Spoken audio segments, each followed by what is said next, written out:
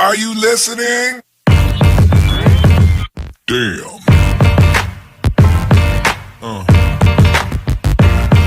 Yeah.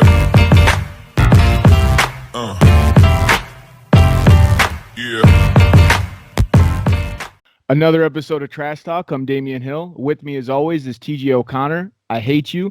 Tonight we have Olivia Beeskau, who's getting ready to fight Shannon Clark at LFA 82, a fight that's really exciting, another female fight. I mean, we've talked about it with you before, how excited we get for those fights. Before we get into the interview, Trash Talk is brought to you by Valhalla Combat Sports Incorporated, Ink Strings Tattoo out in New Brighton, Minnesota, Spartan Martial Arts, Origin Wellness CBD, James Clark's Sports Psychology and Hypnosis Therapy, The Fighters, and TJ's mom. How are you doing tonight, Olivia? I'm doing great. I can't complain. Yeah, no, I mean, I'm glad that you took the time to be with us, especially during fight week. How are things going? Wrapping up the final week and making your weight preparations. I'm doing really good. This is the first time. Finally, I'm getting to fight at strawweight, which is great because I've been looking forward to that opportunity for quite some time. So it's the first time I've really had to think about much of a weight cut. I fought at 120 before, but I mean, 5 pounds is a little bit different. So, it's going good. I feel like I'm in the best shape that I've ever been in. I've been eating mean and clean for quite some time now. So I'm just excited to finally weigh in and get to the show on Friday. Oh, yeah. Well, one of the things that I've always taken into consideration, I've talked with other fighters about it too. While I don't know what it is, but there's fights where I didn't have to cut weight, and there's fights where I did have to cut a little bit of weight. It seems like the fights that I had to cut weight for, I went into way more in shape just because you're taking everything a little bit more serious. Is that kind of how it's been? And do you feel, I mean, is that one of the things that you, I guess, attribute to the way you're feeling right now, finishing things up? Yeah, absolutely. I mean, to make 125 where I fought at quite a few times, I don't really have to think about it much. I think about it literally the day before weigh-ins. I'm like, oh, well, I guess I'll have to go for a run here to get down to that weight. So I had to think about it for the last, few weeks, month or so, just about making more conscious choices and making sure that I don't skip a workout because I'm not like, oh, well, I can skip it. I don't got to worry about my weight. I've been really dedicated the last month. So it's going to be exciting to see, where I'm at a weight where I'm supposed to be fighting at because I think my body will perform better than it has even in the last few fights because it's the weight I'm supposed to be fighting at. Oh, yeah, definitely. And fighting at 115 against another 115er, I mean, so a gal who's similar in size and fighting style. This is a very fun fight. I do have to, before I even get into my question, say that congratulations on becoming number 1 ranked in the women's division here in February. That's big, and that's from the momentum in 2019. Big win in December. When did you actually find out about the fight with Shannon, and how long have you been training for this fight? So I found out, I think it might have been right before my fight against Peyton, or maybe right after. It was around that same time that I kind of knew about it. So after the fight with Peyton at the beginning of December, I took like a week to just kind of, catch up on life and then still get my little bit of training in. And then after that, I really got back to it. There's really not a time I'm not training, to be honest with you. There's a different level of training when I'm preparing for a fight, but I mean, it brings such a balance to my life that if I go more than a few days without going to the gym of some sort, my life just feels out of balance. So I would say the last 8 weeks, I would say I've been really extremely dedicated in preparing for this fight. But I didn't really take a whole lot of time off in between my last fight and this fight. So, I mean, I get after it all day, every day almost.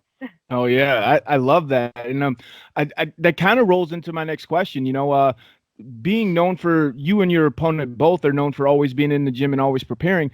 Is this something that, I mean, I talked with the promoter before, that they really wanted you two on this card, and she actually had a fight and you had a fight. You both had to come through, and I mean, you both came through pretty much unscathed. Yeah. Is that something that was playing in the back of your mind going into this fight, or did you even, or I mean, I guess you did say that you found out about the fight after your last one, But were you worried about her not being able to make it through the fight unscathed, and then potentially this fight not being able to go through and miss out on an LFA opportunity? And do you know if they even had another girl on the list for you in case Shannon wasn't able to take this fight? Yeah, I don't know what was on their plate by any means, but it was definitely in the back of my mind because after I think I found out like the week before I fought against Peyton about this potentially happening, and I wasn't worried necessarily about getting injured. Not saying that it doesn't happen, but you can't worry about that when you go into a fight thinking, well, I got to worry about my next fight. You just have to worry about what's on the table in front of you before you worry about what's after that. But knowing her, I knew that they had mentioned that she would take the fight if she won her previous fight, but if she lost, that they were probably going to turn it down. And so I was rooting for her to win this next fight, or the last fight she had, because I was looking forward to the opportunity to fight on the LFA card against another 115-pound girl who was going to, bring some action. So I'm glad she won, and it all worked out for both of us, and I look forward to Friday. Yeah, this isn't really a question. I'm just kind of wrapping up my statement. It's just like there's so much that goes into having a fight actually come through, especially on the exact same night that all the promoters are ready to. We want you guys here tonight. Got to avoid injuries. Got to make sure you're on weight. There's so many things that play a factor into this. So I'm just glad to see that it all came together for the two of you. And sorry, TJ. Yeah, no, just going off what Olivia was saying about the fight, and with Shannon's last fight, I feel like watching that was one of the better performances that she's had. I was wondering if you had a chance to see that fight, what you took away from that, and what you're expecting here this Friday night. I did not get a chance to watch her last fight, but some of my teammates were actually fighting on that specific card that she fought on, and some of my coaches. So I expect her to come ready. I expect all my opponents to come ready, but I can't really control. I think I've said this to you guys before, is I can't really control what she's going to bring, but I can control what I'm going to bring. And I know what I've prepared for. And I know where I see the fight going. And I think that all I can do is show up on my best performance. And I feel like if we both show up with us both bringing our best, I'm confident that my best will be the one that makes it to the end, wherever the fight ends up going. I think obviously I'm prepared that I know she would probably prefer to keep the fight on her feet, is kind of the vibe I've heard or gotten. But I think my striking game has come a long way. And I know I'm known for not that I'm well known at all because I'm just an amateur, but I know that people say that I have a good ground game. Well, it's been working for me, so I don't think that my striking is lacking necessarily. It's just if I'm comfortable taking it to the ground and I have the opportunity to take it to the ground, well, of course, that's where I'm going to take it because that's where I'm happiest. But I know that my striking is where it needs to be to finish a fight as well. Oh, hell yeah. You mentioned always working earlier, always working and always staying in the gym. So it'd be hard not to imagine that you're not getting your hands and your stand-up ready. Is this something that you feel like you're going to have the opportunity to show off a little bit more in this fight because of the stylistic matchup? And that was my question. Yeah. I think so. I also think that weight has played a factor for my striking game. I mean, when you are going against bigger opponents that are bigger than you, you don't necessarily want to eat as many punches because, there's a science behind weight equals power, So I think that I'll be more comfortable to stay on my feet a little bit longer because I'm not that I won't be worried about taking damage, but it won't be so much in the back of my mind like, oh my God, this girl's 5 inches taller than me and she cut 15 pounds, 20 pounds to make weight. And I just went poop before I stepped on the scale, So I think that that's going to make me more comfortable in my striking game as being at the weight class that I'm supposed to be at. Oh, hell yeah. I think that changes things significantly, speed, reaction time, so many things, I don't have a question. I'm just agreeing with you. Yeah, no, obviously that plays a huge factor in it. And one of the biggest things I took away from it is just your self-confidence, self-belief. Obviously, this close to the fight, that's right where it should be. And just mentioning, she's obviously going to be in the fight. You obviously need an opponent, but it's more about what you need to do and what you're going to bring to the thing. Who have you been working with in preparation for this fight? Any teammates, anybody that you just want to give a shout out to? Well, of course, I always get the awesome opportunity to work with both the people that will be cornering me this fight is Nick Ammerman and Lloyd L.B. McKinney. I'm very fortunate to have both of them on my corner, but I also have like Ian Mallon, John Froh, Shay Ely.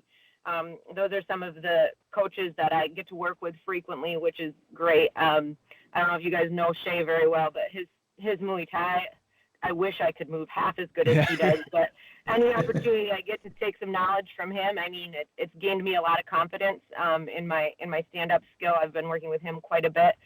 And then I just have awesome teammates. Felipe Martinez, he's obviously fighting on this card, and so I've been lucky enough anytime that I have somebody in my team that's on the same card as me that works in our favor, obviously. So we've been getting lots of training in together. And I've got some other teammates that are fighting the week after on the 29th card. And Pedro, his name is Pedro Lopez. And it's nice because he's close to my size, so I work with him quite a bit. And then I've got a huge amount of jiu-jitsu guys that, that don't necessarily compete in the cage, but they're absolute monsters in the gym and monsters on the mat. So it's nice to be able to flow with people, whenever you want, there's somebody there that's able to train with you. So. Oh, hell yeah. I love that, and then, so with you guys having a few fighters that are getting ready to fight on this card, and then a few that are getting ready to fight a week or two later, how's the intensity level been inside the room? And I guess, how's it been now that everybody's kind of like toning it down and getting ready for the fight? How's the room been? Well, I think that during the weight cut opportunities, our coaches like to take the opportunity to really push our buttons and try to piss us off in a nice way. So it's nice because it keeps it light. It keeps it light. It makes you not get too serious because at the end of the day, it is just a fight. And at the end of the day, I'm still going to have family, whether I win or lose, that love me and want me on their side. I'm going to have teammates that still love me, whether I win or lose. And so it helps keep things in perspective, keeping the attitude kind of, it's serious, but it's light. It's a nice balance because taking things too seriously doesn't do anybody any good.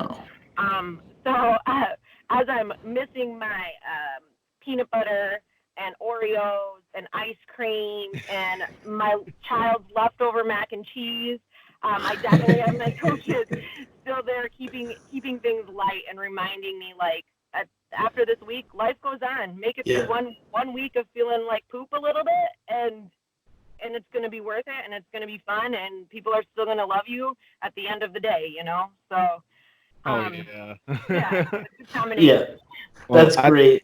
That's great to have that support staff that puts life in perspective because, I mean, like you said, as serious as we do take this and as serious of a sport it is, at the end of the day, I mean, it's just competition. So life does carry on moving forward. That's great to hear that you have that wisdom behind you. Yeah. Yeah. So before we start to wrap this up tonight, I have one last question. There's not too much depth in the women's division. You're finally fighting at your weight right now. What happens next after this fight? Do you potentially find more women at your weight by traveling, or do you plan on kind of coming back up if that's the only option that you have? What's next for Olivia after this fight?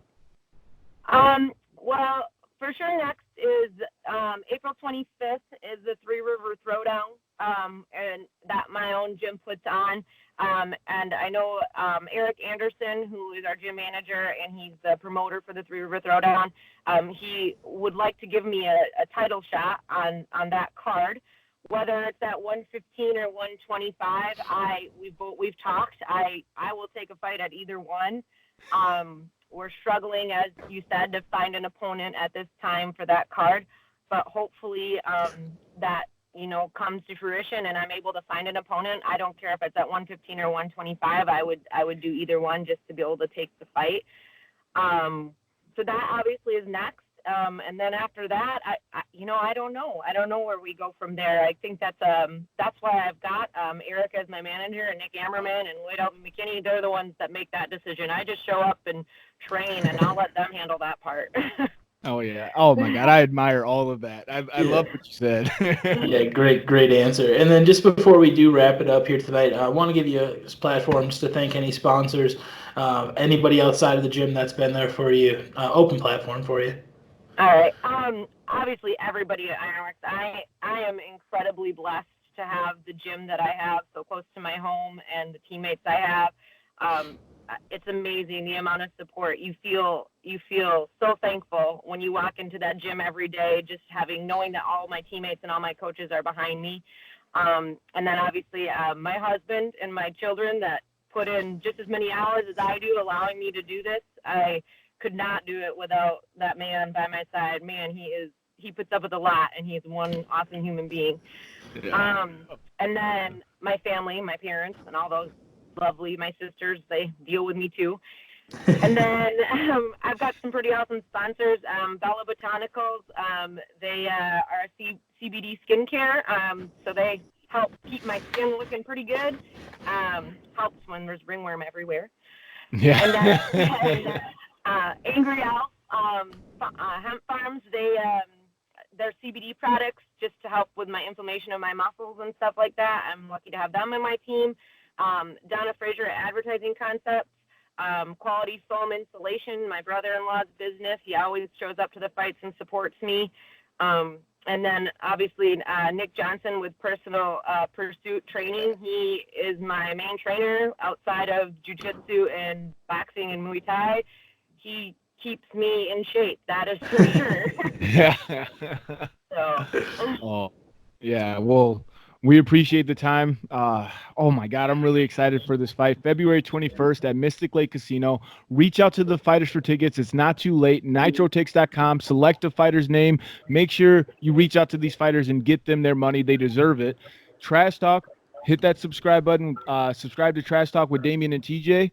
Do not be a hoe.